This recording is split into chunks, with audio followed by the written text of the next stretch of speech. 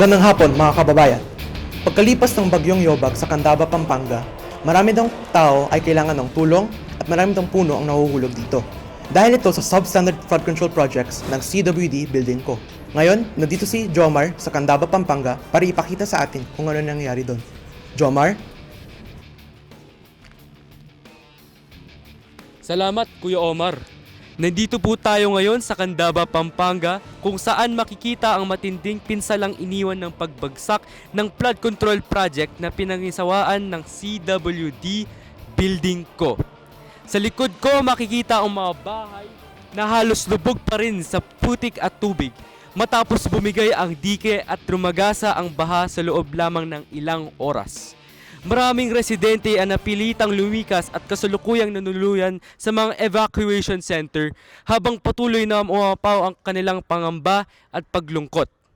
Ayon sa lokal na otoridad, higit 20 ang naitalang nasawi at daan-daang pamilya ang nawalan ng tahanan, kabuhayan at normal na pamumuhay.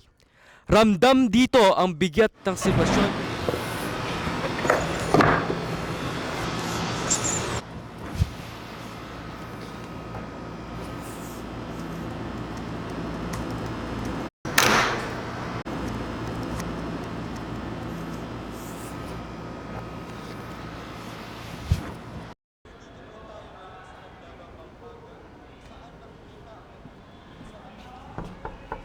Pasok. Sir, may sulat po para sa inyo.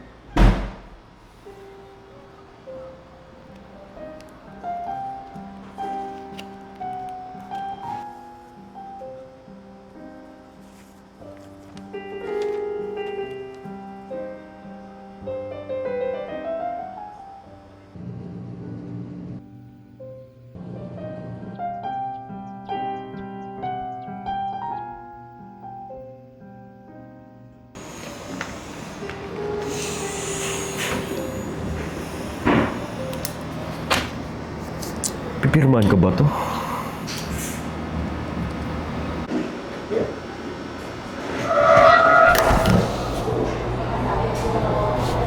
Tubig lang pala.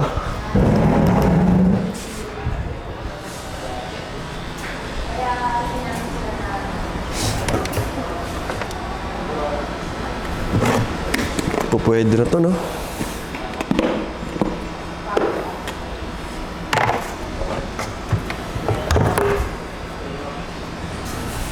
Kaya may tulo sa bahay ko.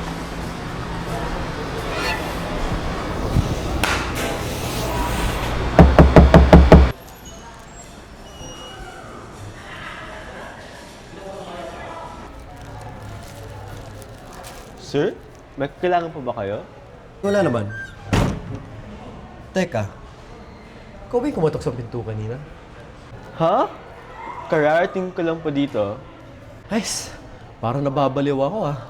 Kanina may naramdaman ako kamay sa balikat ko. Ngayon, parang may kumatok sa pinto natin. Kaso, parang wala naman.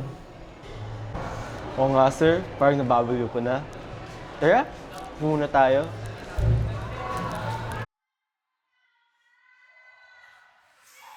Sir, baka kailangan niyo lang pong magpahinga. Alam mo naman ang balita tungkol sa flood control projects. Kaya nga eh. Kaya nga sir, magpahinga ka na lang. Sige, pupunta muna ako sa banyo para maghilamas.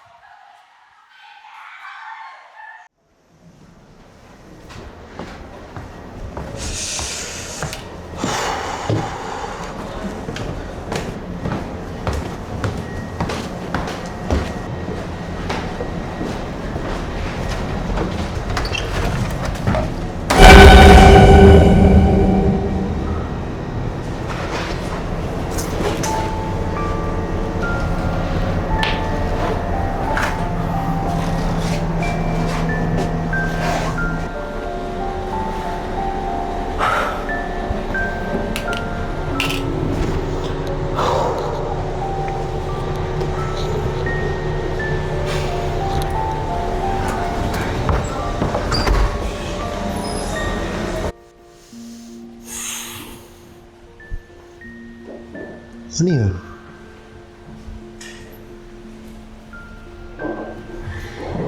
Wala naman yun eh. Pero babalo na ako.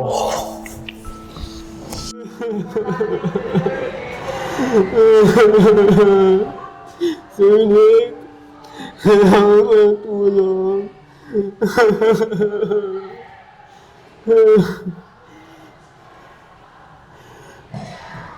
Ate?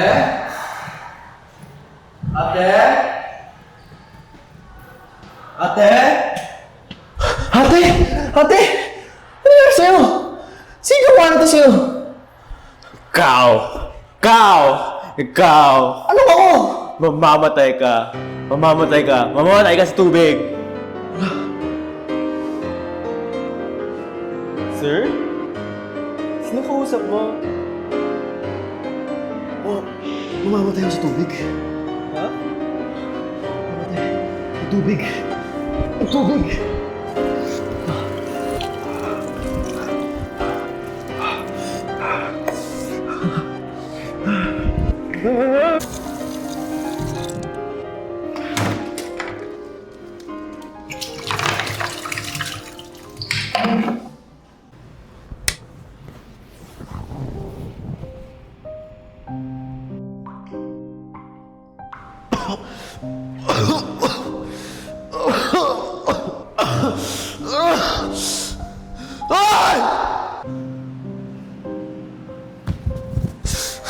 Nasa kayo?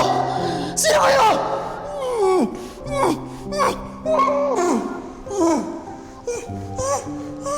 Sa wakas, nahuli ka na namin. Tumimik ka! Narinig mo ba sila? Mga boses na pinili mong baliwalain. Habang nanonood kami, ikaw ang nanonood lamang. Akala mo ba ungot lang? Ngunit ang kasalanan na hindi nawawala. Ngayon, oras na para siyang parusa. Hindi ka karapat dapat sa mga kamay na yan. Sana, ginamit mo to para gawin mga proyekto mo. Ngunit, hindi mo ito ginamit. Wala kang karapatan para mamuhay. Dapat maranasan mo ang mga pinagdaanan nila. Meron ka bang gusto sabihin? Wala po! Nagbago na po ako! Hindi na ako tulad sa dati!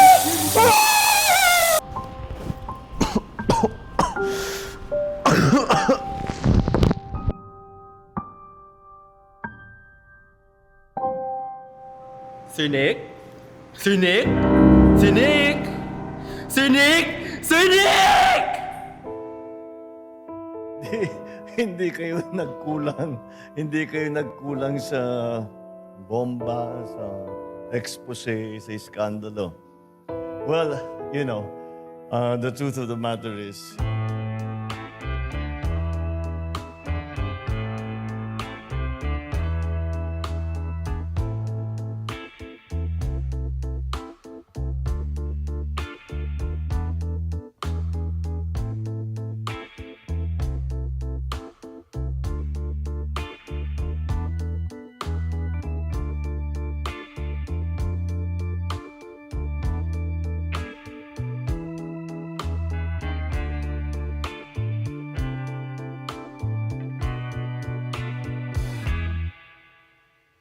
The Philippines is bracing for major rallies later today in Manila and Quezon City as anger grows over a massive corruption scandal involving flood control projects. At Blue Ribbon Committee nitong Nobyembre, ikinuwento ni dating DPWH Undersecretary Roberto Bernardo na isa si dating Senador Bong Revilla sa mga kumubra umano sa mga proyekto ng DPWH. Si Bernardo nga raw mismo ang nag-deliver ng cash kay Revilla sa bahay nito. May I just make a short manifestation, Mr. President, if I may? Yes, you may proceed. Yes, Mr. President, thank you. Mr. President, sabi po nung dating sikat na senador dito sa bulwagang ito na itago natin sa pangalang Joker Arroyo, kapag bad ka, lagot ka. Pero ngayon, Mr. President, kapag good ka, lagot ka sa mga sindikato. I called up Senator Revilla to inform him the same is ready to be turned over to him. While the boxes were being unloaded, Senator Revilla and I talked for about 20 to 25 minutes. I asked him, Sen, bakit hindi ka nangangampanya? Senator Bong replied, Okay naman pare, maganda results ng survey. Relax muna. Wala po ako kailanman naging flood control project.